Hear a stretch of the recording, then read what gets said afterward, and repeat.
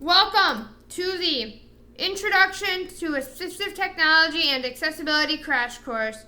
I'm so glad that you decided to check this out. My name is Taylor Arndt, and I'm the instructor. Background.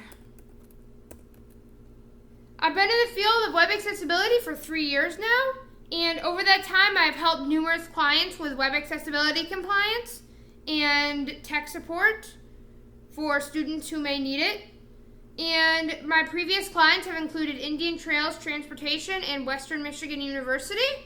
In my most recent role, I was helping students with their assistive technology issues, so tech support, with the Western Michigan University Applications and Services. And then additionally, on top of that, I would be helping faculty and staff and departments make their content fully accessible with all accessibility guidelines, and in addition to that, able to make it usable for everybody. So there's a difference between accessible/compliant and usable. And so I was making sure that things were both accessible, compliant, and usable. And I am a user with a disability, and so I know the importance of accessibility and why it matters. I use a screen reader, which is a technology that reads the content of the screen aloud to users who are blind or otherwise print disabled. So it reads out all the content that's being displayed on the screen. And this technology allows disabled people to have the same access to computers and other technology as their able-bodied counterparts. And in this course, you will learn about the assistive technologies and screen readers and other technology that people with print disabilities use. And I'm mainly focusing on print disabilities because I am an expert in print disabilities. I am not an expert in all the other disabilities, and plus the crash course would just be way too long. So this is a very narrow focus for assistive technology for print disabled. And finally, I am a computer science student at Western Michigan University going into my junior year.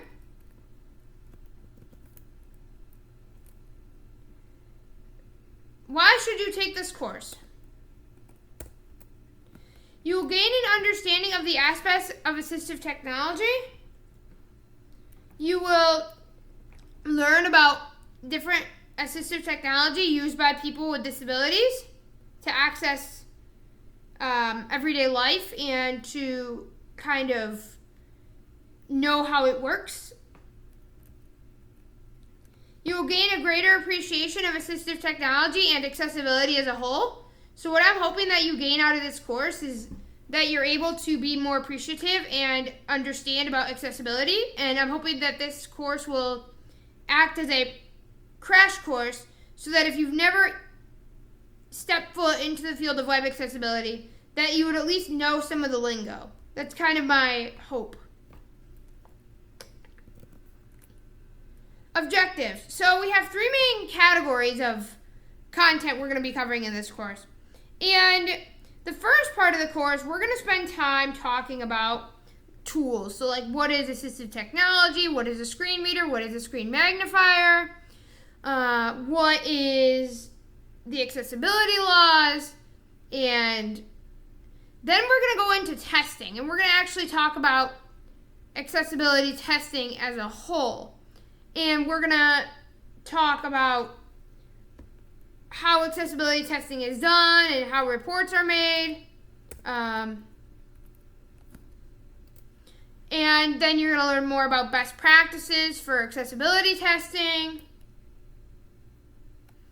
So it's a lot of basics. And so, like I said, this course is meant for the absolute beginner who's really even never heard of web accessibility, and just to kind of get them a little bit informed about what web accessibility is. So those are kind of the objectives of what we're going to learn. And I will see you in the next lesson. What is accessibility? So in the introduction, we talked a lot about accessibility, but I never gave a definition of accessibility. And I'm hoping that we'll accomplish that in today's lesson. Objectives. Define accessibility. Explain why accessibility is important. Accessibility defined. Accessibility allows anyone, no matter their ability or disability, to access your website. And please keep in mind that there are many forms of accessibility, and web accessibility is not the only form. However, like with the disabilities I said in the introduction, if we were to talk about all the different types of accessibility, we would be here all day. And so this course is only focusing on web accessibility, so please keep that in mind. We are not talking about all the different types of accessibility because there are so many. There's physical accessibility of space, environmental things wheelchair ramps and other things. There's just so many types of accessibility. We're only going to focus on web accessibility in this course. So, why should you make your website accessible? Well, we have three main reasons, and they can kind of be broken up into three categories. First one is customers. So, making your website accessible shines a great spotlight on your company. It basically tells your customers, look, I am inclusive of everybody, no matter their disability, and I will be willing to make my website accessible. And as a result, what you'll end up having is disabled customers will want to shop at your establishment because they know that your website's accessible and they know that you care. So having an accessible website shows your future clients or customers that you care about everybody and that you're inclusive.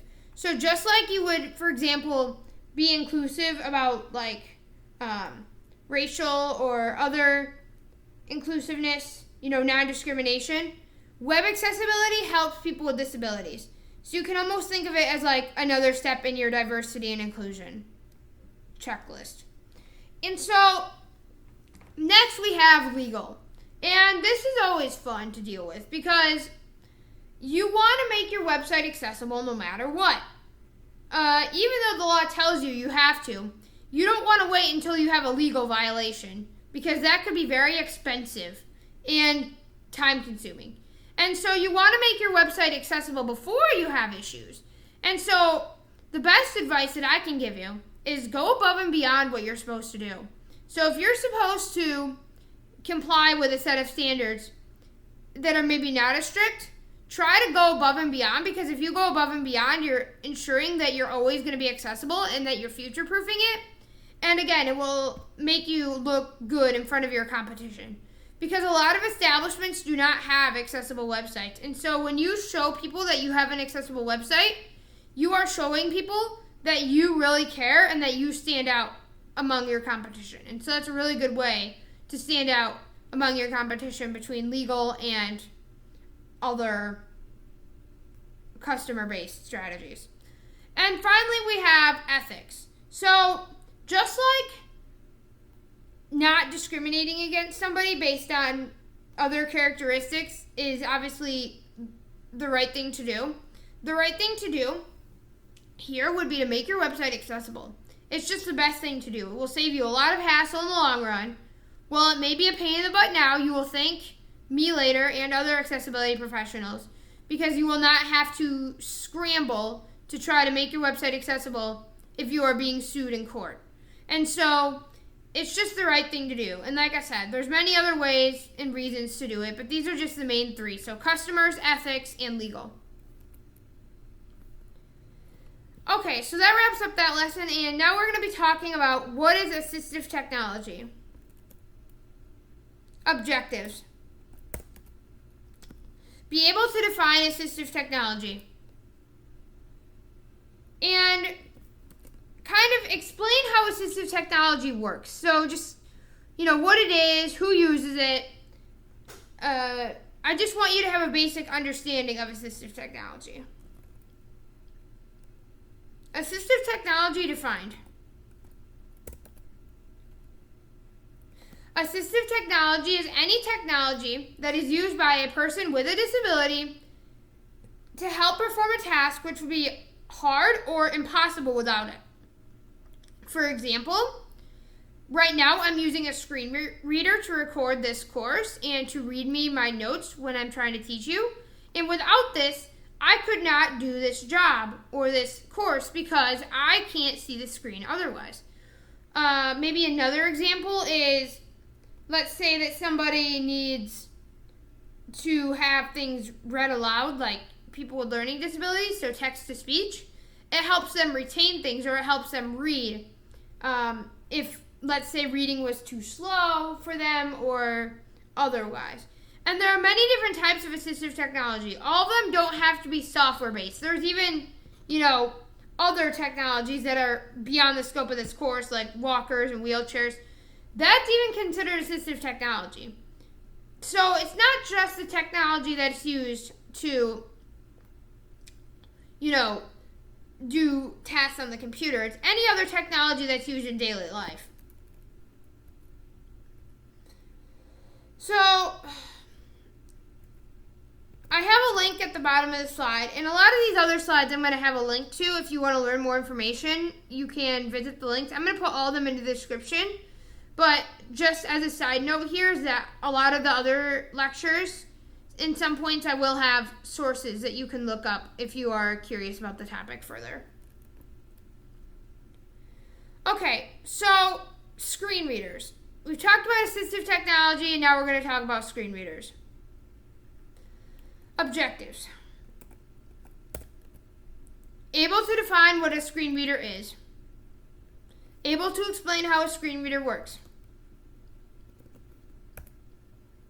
Screen reader defined. A screen reader is a program which reads the content of the screen to a user who is blind or otherwise print disabled, or who may have other disabilities which need the technology. So there's a lot of different examples of screen readers. They're usually built into every operating system. Windows, you have narrator. Mac, you have voiceover. iOS, you have voiceover. There's even a screen reader on Linux called Orca, which I'm not going to get into right now. But just to say, my point is this, that screen readers are built into mostly anything. And there's also third-party screen readers such as NVDA, Non-Visual Desktop Access, JAWS, Job Access with Speech. So there are many different options for screen readers. And so the basic definition, again, is just a program that reads the content of the screen to a user who is print disabled, and it reads it out in like a computerized voice. And so if you ever turn on narrator or voiceover on your computer or phone respectively, you will be able to hear the voice, and it may alter the way you do things. In fact, it does, because screen reader users can't use the mouse. So it allows only keyboard input because the screen reader user can't see where the mouse pointer is, so they have to use a keyboard. And so you'll notice that if you ever try to turn on a screen reader. I'm not going to get into that in this course because this is just a purely book, based crash course. But main point is that screen readers are kind of great technologies that allow you to access content on the screen if you desire or you need one for your disability. How do screen readers work? They read the content of the device screen aloud to users. Users can adjust the speed, punctuation, and other settings to have it customized and to have it read what they want. Users can't use the mouse, so only rely on keyboard commands to navigate.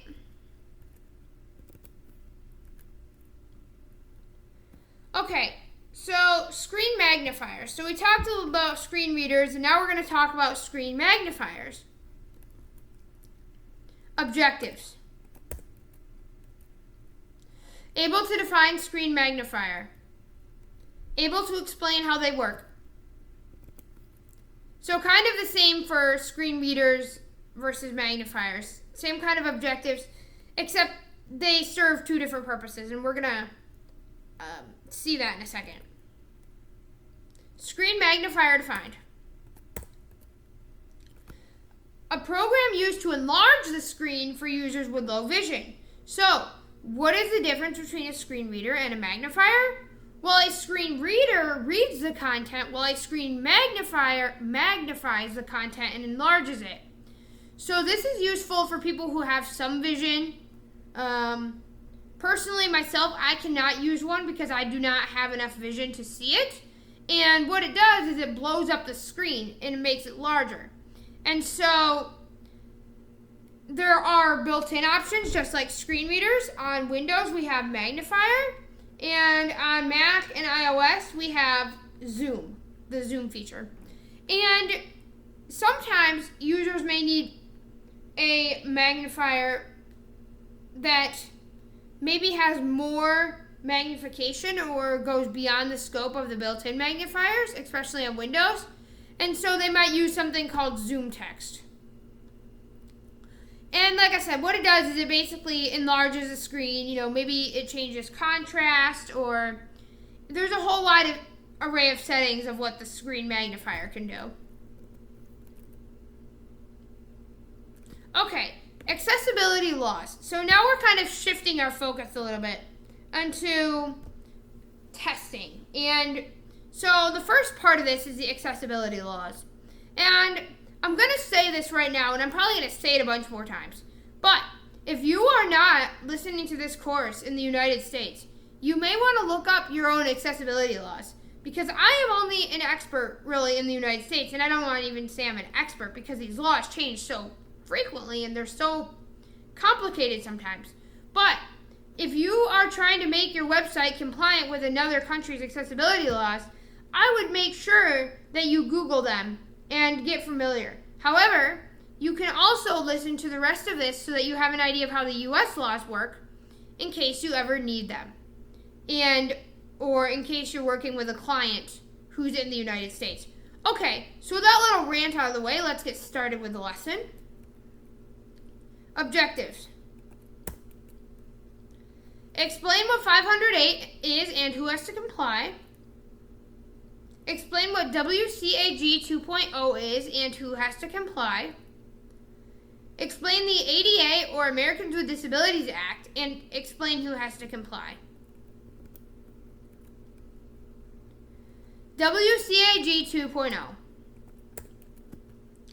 Set of accessibility laws that are universally adopted. These are not required in June/July 2020. However, they are very good because they will make sure that you're ahead of the curve for accessibility and that you are making sure your website is future-proof. And, in fact, some of my clients are switching to WCAG 2.0 because we want to make sure that our websites are compliant with the next set of standards. They also may use 508, which we'll get to in a minute. But the WCAG 2.0 is just kind of another set of standards, and it's a little bit different than some of the others, but it's definitely very important. And if you're ever not sure what to comply with, or if you're just a business that maybe doesn't have to comply with any of them, maybe I'd just start complying with WCAG 2.0. Or, you could always comply with ADA. We'll get to that in a minute. But, it's just a great set of laws. They're really comprehensive. There are 3 levels of conformance. We have single A, which is like A, double A, which is like average, triple A, which is like super, super great. These AAA websites are usually like blindness organizations like National Federation of the Blind or American Council of the Blind. And these are really great. These sites are really accessible. They're almost optimized for accessibility. In normal websites for your own business or your own establishment, you want to establish double A. So that is like average guidelines. So basically A is like you did, some accessibility stuff. AA is like you're doing average, more than a little bit minimum, and then AAA or AAA is like you are super accessible and you're optimized for accessibility. But again, I would mostly aim for double A compliance. And I'm also going to make another disclaimer while we're at it. I'm not a legal professional. And so if you have to comply with a certain level, I would check with a legal or an accessibility law professional to verify what you need to do.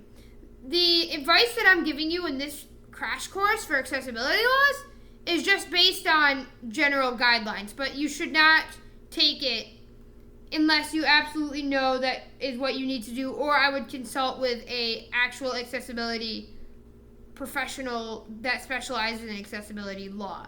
I'm just mentioning these so that you have an idea of what they are. That's the only reason that I am mentioning this. Okay, so now that we have that little disclaimer out of the way,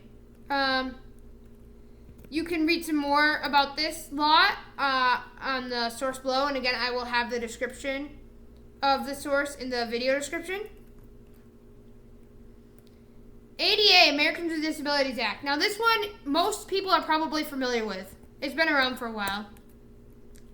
Law that prohibits discrimination against people with disabilities in the United States. Businesses, schools, and any other private businesses that serve the public must comply with this law. So, if you're a business that serves the public, you have to comply with the ADA. And the ADA does not just include web accessibility. There's physical, environmental accessibility. So wheelchair ramps have to be this tall, blah, blah, blah. So the ADA is multifaceted. And so if you have to comply with the ADA for your building, then you have to comply with your website. So I'd make sure that your website's accessible too. Title III of the ADA requires that AA compliance of the WCAG 2.0 guidelines is met.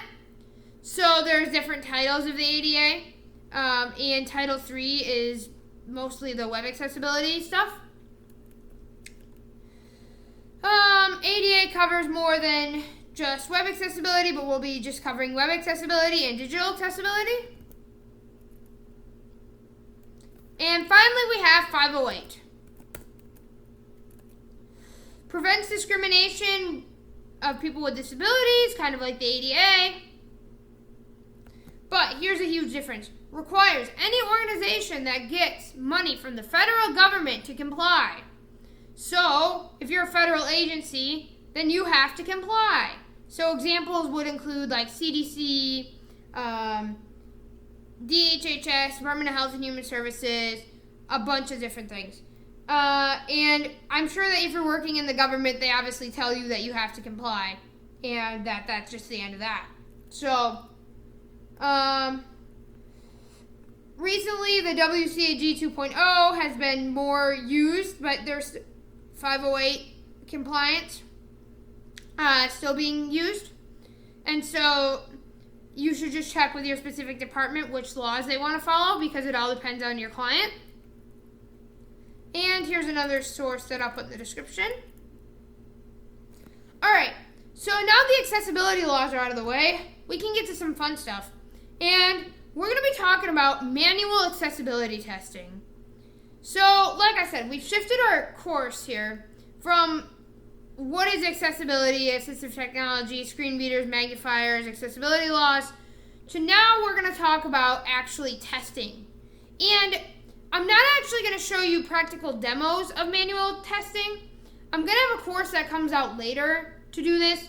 What I'm hoping to do is I'm just going to show you kind of the process. Now, it will all depend on your clients, too, which process you guys use. Because if you use, a different process, like I said, it all depends on the client. It depends on what you guys have established. This is just a simple general example. Okay, so objectives. Define manual testing. Explain the importance of manual testing. Explain the best way to perform manual testing. So kind of just basics and defining it and kind of explaining the process. Manual testing defined. Manual testing is the process of using assistive technology or any other technology that a person with disabilities would use to access your website. Okay, so what does this mean? Well, let's say that I have to test with a screen reader and a screen magnifier. I would use both a screen reader and a screen magnifier actively to test, and I would test for certain things like, Okay, does this read well with a screen reader? Okay, how are my magnification settings? Did the website, for some reason, override my magnification settings? And if so, that's not allowed, and we have to report it. So we're just testing for things that, would make things very difficult for a user with a disability to access. In addition, manual testing is where you can draw the line between usability and compliance. So I keep saying this about usability and compliance. What do I mean, though? Well, I mean that usability is basically how the user can use your website. So it's basically like that it's fully usable, it's efficient, they can get things done on it. Just because it's compliant does not mean it's usable. And I'm going to keep saying it until you get sick of me saying it. If something is compliant, that does not mean that it's usable. So this happens a lot where I have a development team who basically says, okay, Taylor, this website is compliant with all the laws. I'm like, great. Okay, let me do some testing. Well, yeah, while it's compliant, there's a lot of usability issues. And usability issues can be very frustrating for users because they can, kind of inhibit the way that people use the website. And so I just want to make it clear that accessibility testing is not the same as usability or compliance testing, vice versa. All right, so now, basically, manual testing is great because you know how the technology interacts with your website, and you can find bugs, which are errors in programs, before the website gets launched to the public. How to perform a manual test.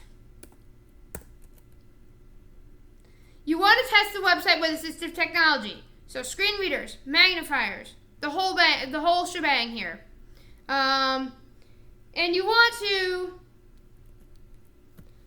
test with as many products and operating system combinations as possible. So for example, Mozilla Firefox and NVDA, now Visual Desktop Access, JAWS, Job Access with Speech, and Chrome, JAWS and Firefox. Even JAWS and Microsoft Edge. And then you could go to Mac and you could think of Safari and, VoiceOver. This may seem crazy, and I know. You're probably thinking, oh my gosh, I do not have time to do all this. What the world? What do you want me to do? Yeah, you're probably thinking that right now. You're probably like, well, how am I supposed to do all this? And so there's a couple ways to do it, and I will show you in the next slide a couple ways that you can do it. But basically, that's just the general gist of manual testing. And it's all about trying to iron out the bugs before the process or program gets launched.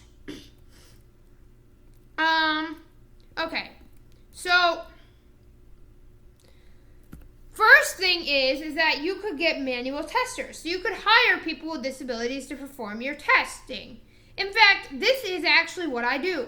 So, I am a accessibility tester and I own my own company, and you could potentially, if you wanted to, you could hire me or somebody else to do your manual accessibility testing, because we know what things can go wrong with websites and assistive technology because we use it on a daily basis. And so if you try to do the technology testing yourself, there's a chance that you may not know how to use the assistive technology fully. Therefore, you may not be able to catch all the different bugs. And so the best advice is hire people with disabilities to help you test. It makes it good for everybody. It helps disabilities people to get employed, but it also helps your bottom line and make sure that you're accessible. So it's a win-win for everybody. So, let's see here.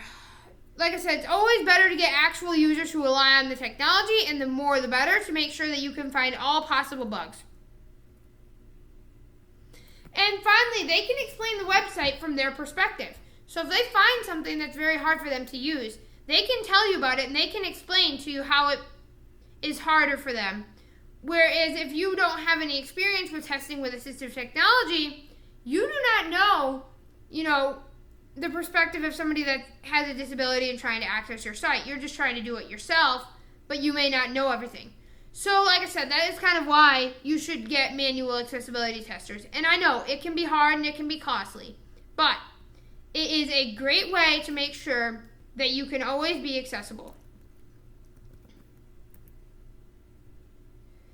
Alright, finally, how to find testers. So I've convinced you that manual testing is great. I've convinced you that you should find manual testers and that people with disabilities want to be able to work at this field. But how are you going to find people with disabilities to do your manual testing? Well, we have a couple different suggestions. If you can't find some testers for your project, try the following. Research some disability organizations and try to connect with them. For example, if you're looking for people with blind or visual impairments or other print disabilities, you could look at the National Federation of the Blind or the American Council of the Blind. And you can post on their mailing list or try to get a hold of somebody to express that you need some help manual testing your website. Additionally, if you want to reach out in your local community, most states or countries or areas, I guess, have a disability network.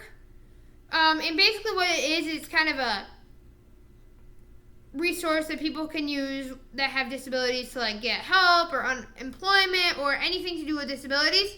They may have contacts in the community that you could use. So those are kind of some suggestions about how to find manual testers. It can be difficult, but trust me, it's worth it. Alright, so we covered manual accessibility testing. Now we should talk about automated accessibility testing because it's not the same as manual accessibility testing. And there is a couple differences that really have to be accounted for. And so our objectives are able to define accessibility checker, able to understand when you would use an accessibility checker. Defining accessibility checkers. Applications or websites which help check other applications or websites for accessibility. And there are many different types of accessibility checkers. There are like free solutions like Wave that's made by WebAIM. There are other solutions even in your browser these days. If you try to look at like Google Chrome, they have an accessibility checker, and so does Mozilla Firefox in the development tools. So they're everywhere. And there's also paid solutions like SiteImprove. I'm not going to get into the whole nitty-gritty of accessibility checkers. That's for another time. But just note that they exist. But I am going to talk about more what they do. Next. Defining accessibility... Whoops. There we go. Alright. Defining accessibility checkers. There we go. Whoops. We did that. Sorry, we had a technical glitch there. Okay, so benefits of accessibility checkers. They help check your code for accessibility. They assist with making your websites compliant with the accessibility guidelines. They give reference information about accessibility violations so that the developers may have an idea of how to fix it through the integrated documentation. Drawbacks. Now, this is very important. Accessibility checkers are not all that you thought they were going to be. In fact, you still have to use manual accessibility testing when you're doing this. Very important. And I'm going to explain here. So, they don't catch all errors. In fact, they only catch 20 to 30% of all errors. So, they don't catch all accessibility errors because, unfortunately, they can only check for certain things. Like they can only check like in your code to see if your image has a alternative text, which basically means a textual description of your image. They can only really check code things. They can maybe check contrast, just depends on the checker. But they only catch 20 to 30% of all errors. And if you want to be compliant, you can't just use accessibility checkers. You actually have to have manual accessibility testers. So it's very important. Let's see. So they can't actually see if it's usable for a user with disabilities. So yeah, the checker may say, oh, this is fully compliant. I'm sorry, but No, it's not, because there's like more errors that a manual tester found. So if you want to be compliant, you best get manual testers, and you best do it as soon as possible, because that is the only way that you can really do it. You could do it yourself too if you really need to, but the true fire way is just to get manual testers. When should you use an accessibility checker? You should use this along with your manual testing. They should work together, not one or the other. This is a team. This is a toolbox. We have an accessibility toolbox that we're allowed to dig from. You know, just like you have a toolbox when you're trying to fix something, like screwdrivers and hammers and whatnot, you have an accessibility toolbox. You have accessibility checkers, you have manual accessibility tools, you have all your screen readers. This is a toolbox, and so you can't just use one or other. And so you need to get reports from both accessibility testing types. If you don't have a manual tester, which you should, but if you don't for some reason, start with an automated accessibility checker and then get a manual tester after all remediation suggestions have been implemented. Okay, so final topic.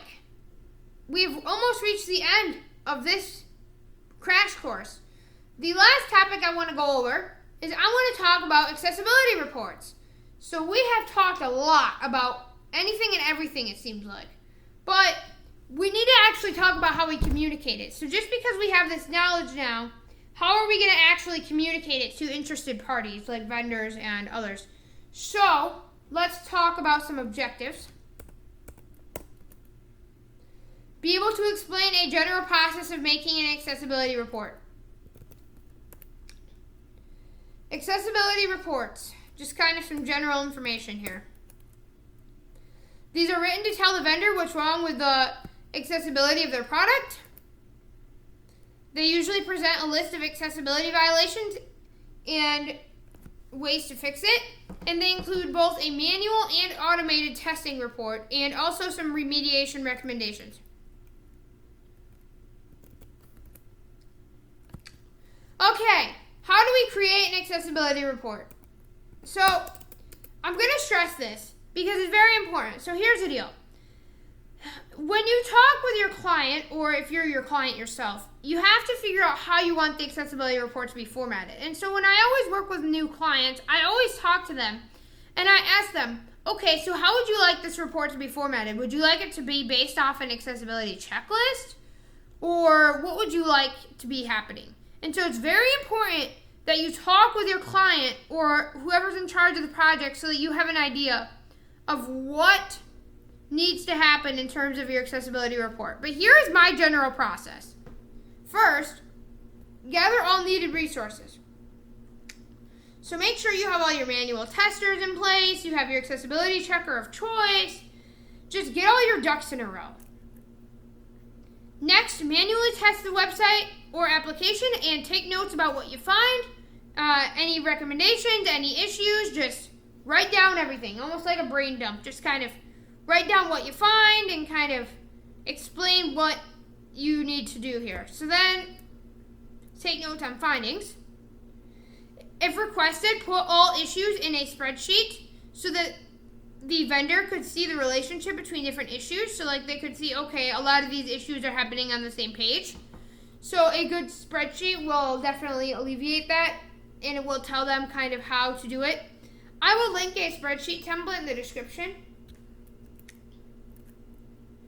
I next write the violations down in the accessibility checklist or other reporting mechanisms. So I write down all the violations with the accessibility laws.